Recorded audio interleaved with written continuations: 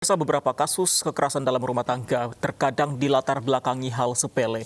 Di samping berujung duka, kekerasan dalam rumah tangga juga akan menimbulkan traumatik mendalam bagi anak-anaknya.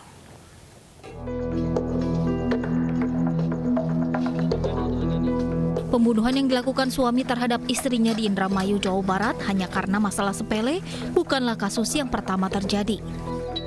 Banyak kasus pembunuhan yang dilakukan suami terhadap istrinya. Permasalahan yang melatar belakangi suami bunuh istri pun beragam. Mulai dari sakit hati, cemburu, hingga akibat hal sepele yang dilakukan sang istri. Baik, jadi penyebab suami melakukan tindakan kekerasan padahal masalahnya adalah masalah yang biasa-biasa aja, itu biasanya adalah karena self-control yang rendah. Kenapa self-control yang rendah? Self-control itu pada saat kita bisa menyusun, bisa mengatur, dan bisa mengarahkan perilaku kita yang membawa kita pada konsekuensi positif dengan pertimbangan kognitif. Jadi yang kita pakai adalah otak bagian depan. Sementara orang-orang dengan emosi yang tinggi itu tidak menggunakan bagian otak yang depan untuk memutuskan segala sesuatu. Naif memang, ketika kasus ini banyak terjadi, orang tua terutama bapak yang seharusnya memiliki peran penting dalam keluarga sebagai pelindung istri dan anaknya, malah menjadi pembunuh bagi keluarganya.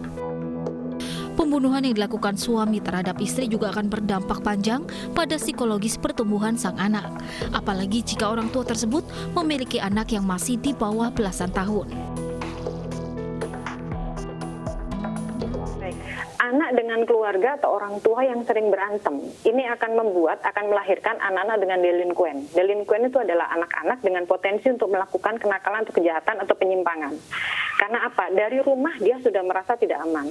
Setiap hari yang dilihat adalah pertikaian. Nanti yang keluar, dia akan melakukan pertikaian juga karena yang dia lihat adalah, oh ternyata begitu cara menyelesaikan masalah.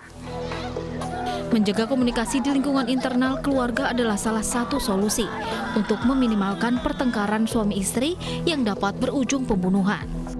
Karena jika pola komunikasinya berantakan, maka akan berpengaruh negatif terhadap hubungan berumah tangga.